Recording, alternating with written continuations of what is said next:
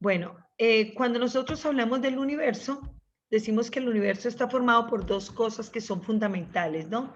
Eh, la materia y la energía.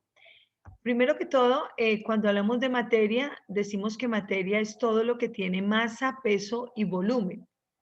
Y la energía, decimos que es la capacidad que requiere un cuerpo para poder realizar un trabajo. Entonces, en este caso, todo, absolutamente todo lo que existe en el universo siempre va a requerir de esas dos cosas fundamentales, de la materia y de la energía, ¿no? Y aquí vamos a hacer énfasis en esta primera parte, ¿no? Cuando hablamos de masa, la masa es totalmente diferente al peso, ¿no? Si hablamos de masa, masa es la cantidad de materia que requiere un cuerpo y el peso es la fuerza de atracción que, por ejemplo, a nivel del planeta Tierra, ejerce la Tierra sobre los cuerpos, ¿no? Y cuando hablamos nosotros del volumen, entonces decimos que es todo el espacio que ocupa un cuerpo. Bien, bueno, vamos entonces a hablar de materia. Vamos a iniciar por la materia y luego hacemos énfasis en la parte de la energía. ¿Qué es la materia? Bueno, ya les había dicho que era todo lo que tenía masa, peso y volumen. Cuando hablamos de masa y peso, les decía que son totalmente diferentes y sus unidades de medida, porque aquí estamos hablando de estas que son magnitudes, sus unidades de medida pues son totalmente diferentes. Entonces decimos que masa es la cantidad de materia que posee un cuerpo y en ese caso la masa la podemos medir en kilogramos, en gramos, en libras o en toneladas. Pero cuando hablamos del peso, decimos que el peso es la acción que ejerce la fuerza de gravedad sobre un cuerpo o la fuerza de atracción sobre un cuerpo. En ese caso, cuando nosotros hablamos de las unidades de medida del peso, porque esta es una magnitud derivada, decimos que lo podemos medir en kilogramos fuerza, en gramos fuerza, en libras fuerza o lo que conocemos como los newton. Bien. Y cuando hablamos del volumen, entonces decíamos que el volumen es el espacio que ocupa un cuerpo, ¿no? En ese caso, ese volumen lo podemos medir en mililitros, en litros o en centímetros cúbicos. Entonces, también podemos utilizar los metros cúbicos como tal en este caso. Entonces, esto es como para, para verificar cada una de esas magnitudes que tenemos aquí en el caso de la definición que tiene la materia. Muy bien. Bueno, aquí entonces vamos a revisar esta primera parte. Bueno, aquí tenemos un ejemplo de masa y peso, ¿no? Si hablamos de la masa, entonces decimos que, por ejemplo, la masa es la que nosotros podemos calcular con la ayuda de un instrumento como es la balanza. Entonces decimos, por ejemplo, Andrés tiene una masa de 60 kilogramos. Pero si queremos saber cuál es el peso de Andrés, tomamos esa masa de Andrés y la multiplicamos por la gravedad, que en ese caso son 9,8 metros por segundo al cuadrado. Y al multiplicar esto nos daría el peso de Andrés. En ese caso, el peso sería 588 kilogramos fuerza, ¿no? O podemos decir 588 kilogramos metros por segundo al cuadrado. Y si recordamos qué son los kilogramos metro por segundo al cuadrado, como unidad, eso es lo mismo que decir newtons. Entonces, esta es la forma de poder hallar el peso de un cuerpo. Bien, Qué pena, ¿puede aquí volver una diapositiva, por favor? vamos a hablar acerca, inicialmente vamos a hablar de las propiedades de la materia. Cuando terminemos nosotros de hablar de las propiedades de la materia, vamos a hablar de los estados de la materia y de las clases de materia. Y luego esto, terminando esta primera parte que es lo relacionado con la materia, vamos a empezar a hablar de la energía. Entonces vamos a iniciar por acá, las propiedades de la materia. Bueno, ¿qué son las propiedades de la materia? Las propiedades son características que tiene la materia que la permiten identificarla y diferenciarla de otras. Entonces, cuando yo hablo, por ejemplo, de que algo, hablemos, por ejemplo, de la forma, que tiene una forma cúbica, que su masa es de 23 kilogramos, eh, que su volumen es, supongamos que unos 42 mililitros, en fin, ahí estamos hablando de características o propiedades de determinada materia. Muy bien. Las propiedades de la materia, entonces, les decía que son características que tienen los cuerpos o las sustancias y permiten identificarlo de otras, ¿no? En ese caso, cuando hablamos nosotros de las propiedades de la materia pueden ser de dos clases. Vamos a hablar de unas que se denominan propiedades generales o extrínsecas. Este extrínseco viene a ser como externo, como algo exterior. Muy bien. Y las propiedades generales o extrínsecas son comunes a varios cuerpos o sustancias. Y aquí viene la parte clave, ¿no? No permiten diferenciarlos de otras. Generalmente como son comunes a varias, entonces no permiten saber con exactitud de qué cuerpo o sustancia estamos hablando. Pero cuando hablamos de las propiedades específicas o intrínsecas, aquí vamos a decir que estas sí son propias de cada cuerpo o sustancia, lo identifican y permiten diferenciarlas unas de otras, ¿no? Bien, vamos a empezar hablando de estas primeras propiedades, las propiedades generales o extrínsecas, ¿no? Bien, ya habíamos dicho que eran comunes a varios cuerpos o sustancias y no permiten diferenciarlas de otras. Entonces, aquí hablamos de esas propiedades son la masa, la impenetrabilidad. Ya habíamos hablado de que era masa, la cantidad de materia que posee un cuerpo. La impenetrabilidad es la capacidad que tiene un cuerpo para dejarse atravesar por otro. Entonces, hablamos de el peso también, que ya habíamos hecho referencia a este con anterioridad, la porosidad, es decir, la distancia que hay entre las moléculas que forman esa sustancia, el volumen, ya habíamos dicho que es el espacio que ocupa un cuerpo, el tamaño, si es grande, si es pequeño o cuál es la medida de este, la inercia, recuerda, en ese caso entonces cuando hablamos de la inercia hablamos de esa capacidad o ese estado que tienen los cuerpos cuando, perdón, el estado de reposo de un cuerpo hasta que una fuerza puede llegar y afectarlo, ¿no? O cambiar ese estado de reposo. Y la forma que tiene esas sustancias. Entonces, en este caso, hablamos de propiedades generales o extrínsecas. Bueno, cuando hablamos de propiedades específicas o intrínsecas, entonces, como habíamos hablado, son propias de cada cuerpo o sustancia, lo identifican y nos permiten diferenciarlos de otros, ¿no? Aquí cuando hablamos de estas propiedades específicas o intrínsecas, las podemos dividir en dos. Unas que son propiedades específicas físicas y otras que nosotros denominamos propiedades específicas químicas como tal.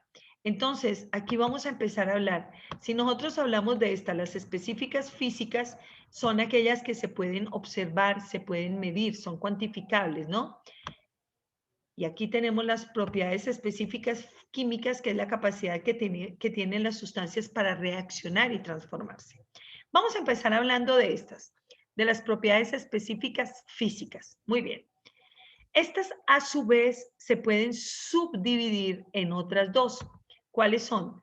Como primera medida tenemos nosotros estas propiedades que son las propiedades organolépticas. ¿Por qué se les llama organolépticas? Porque nosotros las podemos percibir a través de los órganos de los sentidos. ¿Listo?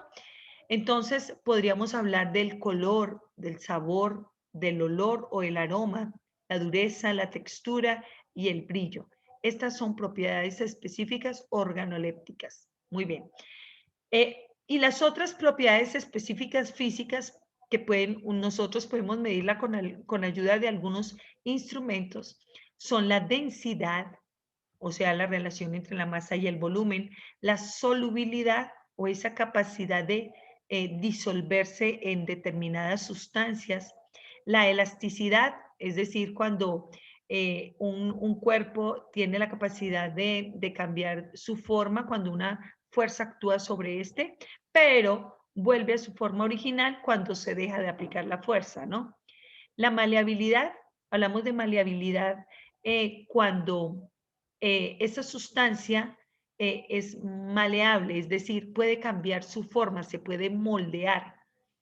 El punto de fusión, es decir, la temperatura a la cual deja de ser sólido para volverse líquido. El punto de ebullición, la máxima temperatura de ebullición que tiene la sustancia. La conductividad eléctrica, es decir, si es conductor, semiconductor o es un aislante. Lo mismo hablamos de la conductividad térmica, si permite la conductividad del calor como tal. La ductibilidad, cuando hablamos de ductibilidad, es la capacidad de poder transformarse en hilos. Como por ejemplo cuando habla uno del oro, y el oro al trabajarlo a nivel de joyería, se puede trabajar en hilos para elaborar diferentes tipos de joyas como tal, ¿no? Ahí habla uno de la parte, la filigrana, por ejemplo, de trabajándola con el oro, ¿no?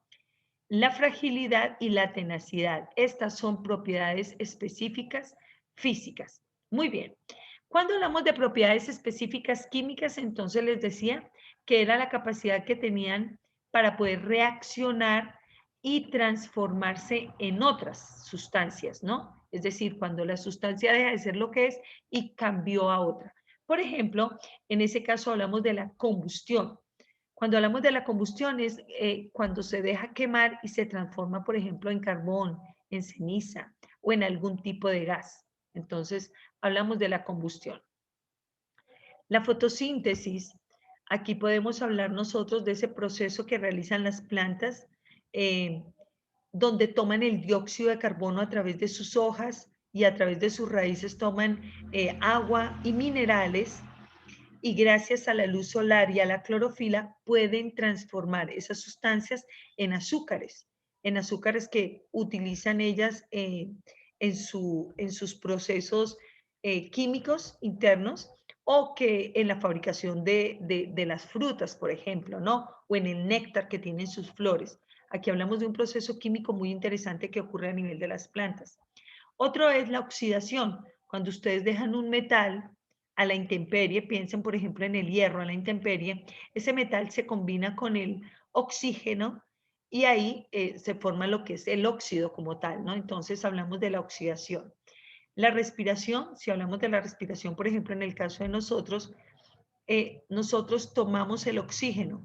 El oxígeno lo utilizamos eh, a nivel de nuestro cuerpo en diferentes reacciones químicas y allá se va a transformar y se va a producir el dióxido de carbono. Entonces, esa también es una propiedad química como tal.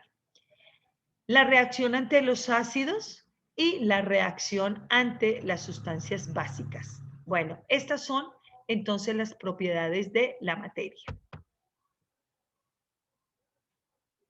En esa parte de la formación del óxido cuproso, entonces, si hablamos de la formación de un óxido, decimos que esta es una propiedad Específica química. Muy bien. Bueno, entonces en este punto decimos que es una propiedad específica química que nos habla de la oxidación. Y así podemos encontrar entonces diferentes propiedades a través del texto que podemos empezar a identificar cada una a cuál pertenece. ¿Listo? Bueno, una de las propiedades, de las propiedades específicas físicas es la densidad. Bueno, y de esto ya habíamos trabajado un poco y habíamos hecho algunos ejercicios. Muy bien, vamos a hablar de la siguiente parte y es la clasificación química de la materia. Cuando uno habla de la clasificación química de la materia es cómo encontramos a la materia en la naturaleza. Aquí en ese caso podemos decir que la materia en la naturaleza la podemos encontrar de dos maneras, como una sustancia completamente pura o como una mezcla. Entonces, si vamos a hablar nosotros de sustancias puras como tal, inicialmente vamos a decir que las sustancias puras son únicas, su composición es única y que no se puede cambiar para nada, ¿no? En ese caso, si hablamos de sustancias puras, estas a su vez se pueden encontrar de dos formas. Las sustancias puras las podemos encontrar como elementos químicos o como compuestos. Si vamos a hacer referencia a los elementos químicos, ¿qué son? Los elementos químicos son aquellos que están formados por átomos y generalmente nosotros los identificamos o los representamos más bien a través de símbolos, como por ejemplo lo que encontramos en la tabla periódica, el símbolo del hierro, el símbolo del oxígeno. Esos son elementos, están formados por átomos y los representamos a través de símbolos. Muy bien.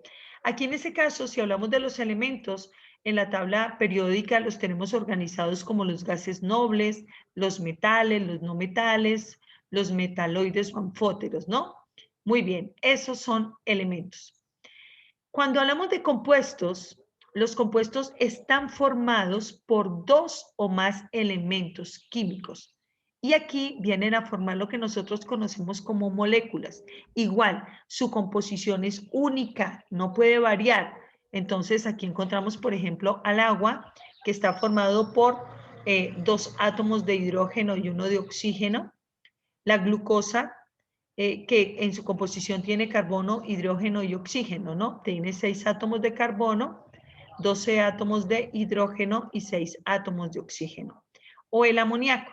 Muy bien. Cuando hablamos de esos compuestos, normalmente nosotros los podemos encontrar como compuestos orgánicos o compuestos inorgánicos, ¿no? Orgánicos cuando su componente principal o uno de los elementos principales es el carbono. Inorgánicos, aquellos compuestos cuyo elemento principal no es el carbono, ¿no? Muy bien. Esos serán los compuestos. ¿Por qué decimos que en el caso de las sustancias puras, su composición es única e inmodificable? Porque si yo le cambio un átomo a alguna de esas moléculas, pues ya no va a ser la misma molécula, ya cambia completamente, ¿no? Otra forma de poder encontrar la materia a nivel de la naturaleza es como mezclas, ¿no? Entonces aquí vamos a hablar de 2 tipos de mezclas. Unas que nosotros conocemos como las mezclas homogéneas y las mezclas heterogéneas. Y aquí voy a empezar con un pequeño ejemplo, ¿no? Vamos a imaginar nosotros aquí unos recipientes. Vamos a imaginar aquí 2 recipientes. Vamos a imaginar que son como vasos. Bueno, en este caso entonces tenemos un vaso que contiene agua y le agregamos cloruro de sodio. Si vamos a mezclar estas 2 sustancias, vamos a notar algo, que la sal se disuelve completamente en el agua. Listo, es un poquitico de sal.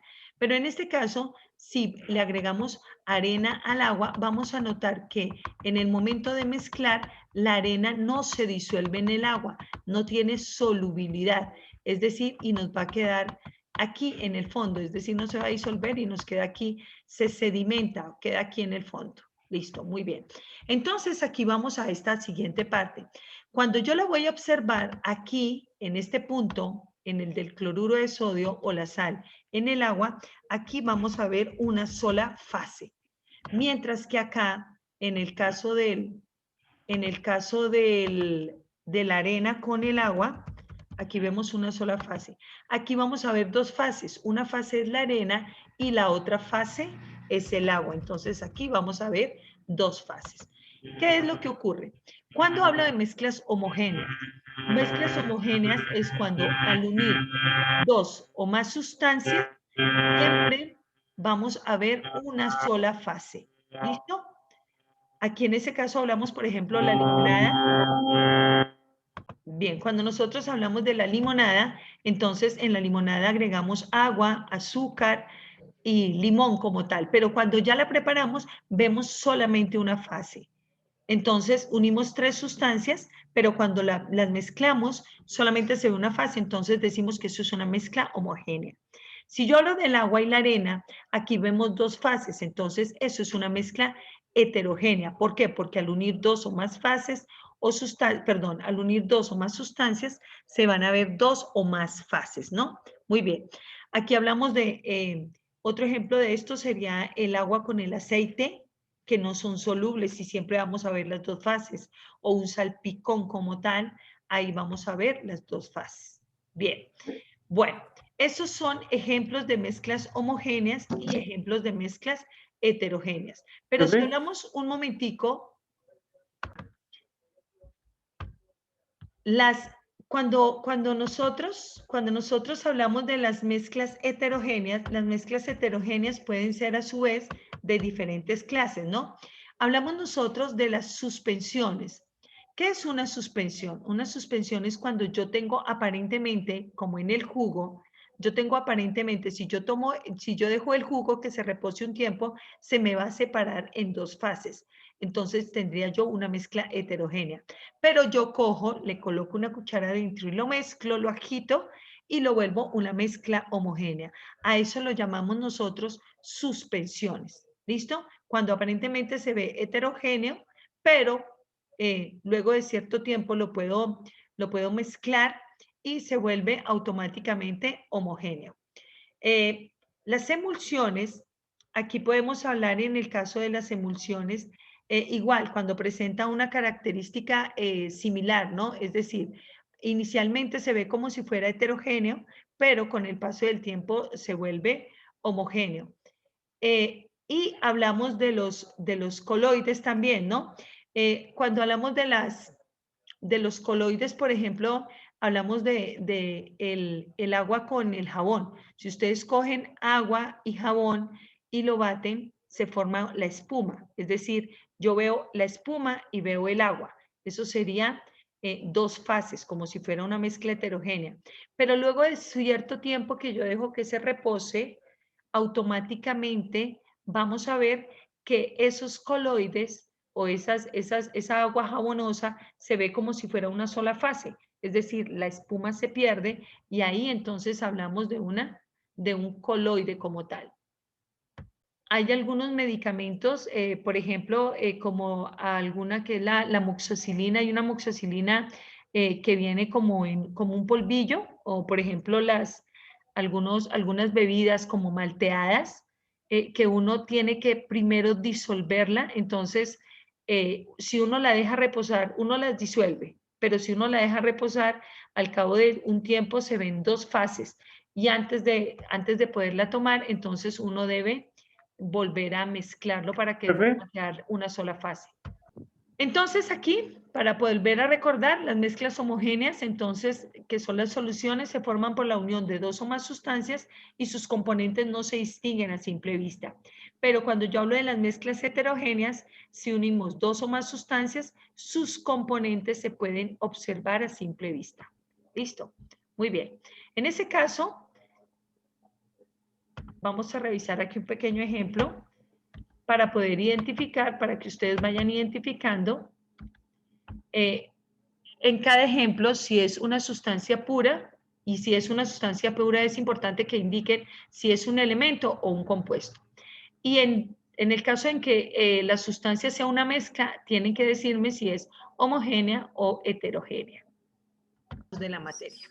Vamos a hablar entonces, esta es la forma como podemos identificar en cada ejemplo si es una sustancia pura o una mezcla. Vamos a ver acá. Vamos a hablar de los estados básicos de la materia. Cuando hablamos de los estados básicos de la materia, entonces decimos que la materia en la naturaleza la podemos encontrar en los siguientes estados básicos. Líquido. ¿Líquido como qué? Como el agua de la llave o la lluvia. Listo. Sólido, podemos hablar que encontramos en estado sólido el hielo o una piedra, una roca como tal. Muy bien. En estado gaseoso encontramos al aire o podemos encontrar al helio como tal, ¿no? Muy bien. Y en estado plasma o plasmático encontramos nosotros al Sol o a todas las estrellas que nosotros vemos en el firmamento. Todas las estrellas están en estado plasma o plasmático, ¿no? No olvidemos que el Sol es una estrella.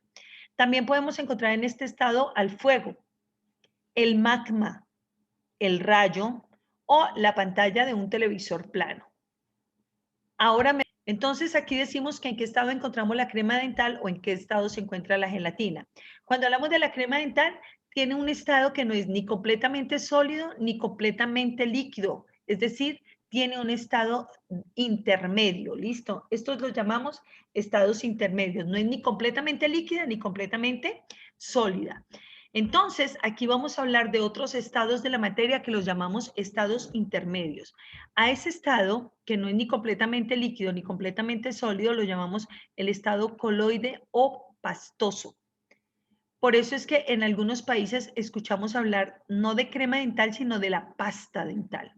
¿Listo? Pastoso. Esa es la característica. ¿Qué encontramos en estado coloide? La crema dental o todas las cremas, la gelatina, la espuma de afeitar, por ejemplo, la crema chantilly como tal, eso es el estado coloide o pastoso. Muy bien. El estado plasmático también es un estado intermedio que en la actualidad está siendo catalogado como un estado básico de la materia.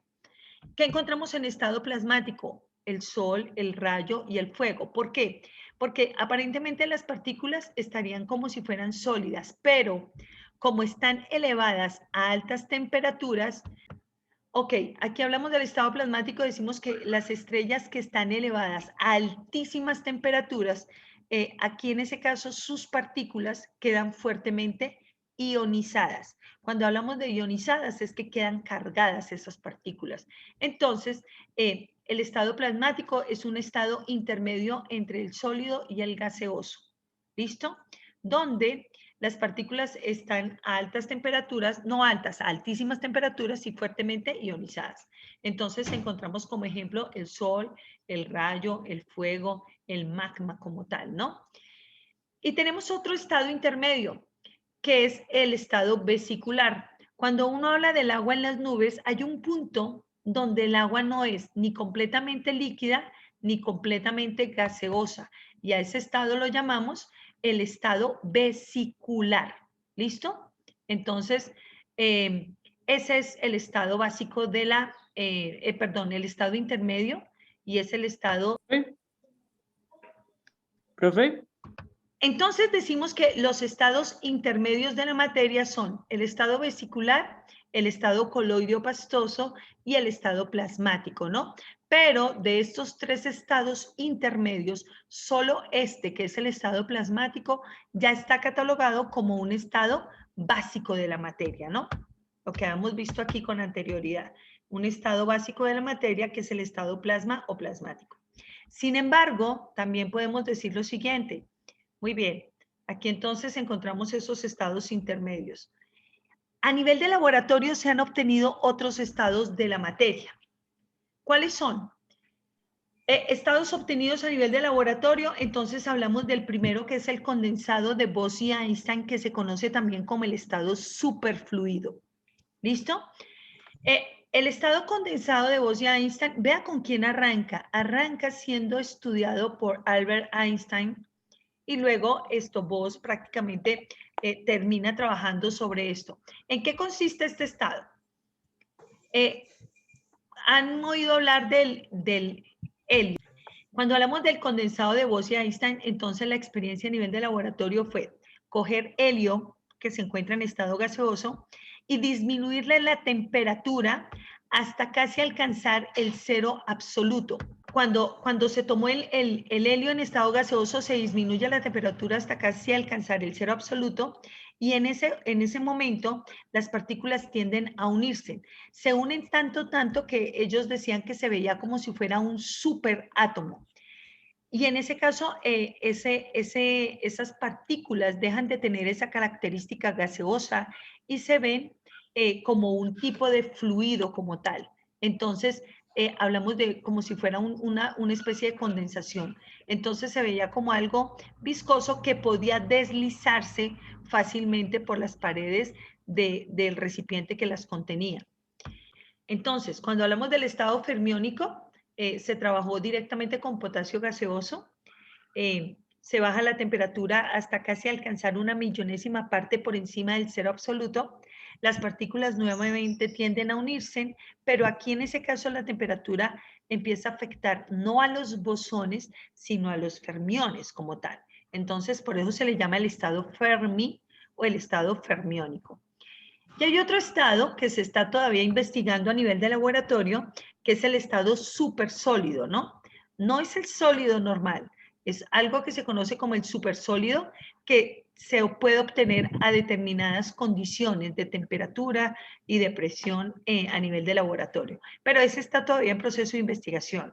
Y hay otros estados que uno puede llegar a encontrar que todavía también, que se está experimentando muchísimo, en cuanto a lo que es la parte de la ciencia frente a otros estados de la materia.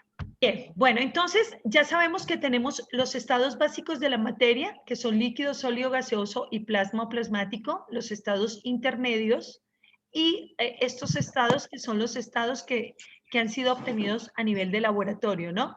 De aquí no son los únicos, vuelvo y le repito, hay más, entonces ahí les doy les dejo para que averigüen un poquitico más en torno a esos otros estados. En este punto vamos a observar cómo es el cambio en la temperatura y lo que pasa con las partículas en cada uno de esos estados, ¿no? Yo les decía que era importantísimo que cuando ustedes pensaran en algo que ocurre a nivel de la naturaleza o en eso que estamos hablando, traten de imaginar, ¿no? Imaginar la situación. Entonces, Cuando yo les hablaba del condensado de Bose-Einstein, yo les decía, claro, las partículas vienen, vean la temperatura, se supone que la temperatura es mínima, casi alcanzar el cero absoluto, y todas las partículas, aquí no es que haya una sola partícula, no, todas las partículas se unen y se ve como si se viera un superátomo, es decir, como si fuera una sola partícula, ¿no? Bien. No es que aquí haya una, aquí hay muchos átomos unidos, pero siempre se unen tanto que se ve como si fuera un superátomo. Cuando hablamos del estado sólido, normalmente las partículas se ven así como muy ordenaditas, ¿listo? En el estado líquido, las partículas no están tan juntas, aquí no hay movimiento como tal, ¿listo? Las partículas llegan a un punto vibracional, vibran. Las partículas están vibrando. Si yo veo algo sólido, yo digo las partículas no tienen movimiento, pero en el estado subatómico, esas partículas están vibrando. Listo. En el estado líquido, las partículas se mueven, tienen algo de movimiento y hay fuerza de atracción entre cada una de ellas. Pero la fuerza de atracción entre ellas en este estado no es tan fuerte como si habláramos acá. En el estado sólido, las fuerzas de atracción entre las partículas es muy fuerte. ¿Listo? Por eso es que tienen esa característica. Cuando hablamos del estado gaseoso, no hay fuerza de atracción entre las partículas o entre las moléculas. Por eso es que ellas están muy separadas unas de otras y son muy móviles. Entonces piensen en el aire. El aire, las partículas del aire se mueven muchísimo todo el tiempo. Cuando hablamos del líquido, por ejemplo, las partículas, las moléculas en el agua o las partículas en un estado líquido tienen movimiento, pero no son tan libres como en el gaseoso, ¿no? Y en el estado plasmático, vean la temperatura, el aumento de la energía, cuán grande es, está a altísimas temperaturas, y aquí vamos a observar estas que son las cargas. Entonces yo les decía que aquí tenemos partículas fuertemente ionizadas, es decir, cargadas. Entonces, esto es como la energía y la temperatura empieza a notarse a nivel de las partículas en cada uno de los estados, ¿no? Perfecto. Muy bien, bueno, aquí vienen las características, bueno, vamos a hablar de las características que tienen los estados, cada uno de los estados, ¿no? Entonces, cuando hablamos del estado sólido, tienen un volumen definido, mientras que el estado líquido también tiene el volumen definido, pero el gaseoso no tiene un volumen definido, ¿listo? La forma del sólido es definida, la forma del líquido generalmente no tiene una forma definida, sino que adquiere la forma del recipiente que lo contiene. Y en el estado gaseoso, pues no tiene forma definida, pero ocupan todo el espacio donde se encuentran, ¿no? Si hablamos de la energía cinética, es decir, del movimiento de las partículas que hablábamos ahorita, en el estado sólido, los átomos o partículas no tienen movimiento, pero a nivel subatómico vibran. ¿Listo? Hay una vibración. En el estado líquido, los átomos o partículas son móviles, pero en el estado gaseoso, los átomos o partículas son muy móviles. Muy bien. Las del estado sólido, generalmente nosotros, si hablamos de la compresión, es decir, no se dejan comprimir. En el estado líquido vamos a ver que sí se dejan comprimir y el estado gaseoso son muy compresibles. ¿Listo? Muy bien. Aquí encontramos ya las características del plasma, del condensado y del fermiónico, que fue lo que les expliqué ahorita. Bueno, entonces aquí era lo que les decía de los otros estados que no se producen en forma natural. Entonces encontramos otros estados que son los estados de las estrellas de neutrones, el plasma de los quarks y gluones también. Esos son otros estados de la materia que también podemos encontrar para ahí, para empezar a indagar en torno a eso. Listo. Muy bien. Bueno, otros estados. Esto se les llama otros posibles estados de la materia. Entonces se les llama el superfluido, ya lo habíamos hablado, la materia degenerada, la materia fuertemente simétrica, débilmente simétrica, la materia extraña de los quarks, el superfluido o polaritón, la materia fotónica, el líquido de spin cuántico. Bueno, esos son otros que pueden de pronto encontrar ustedes a nivel de la web.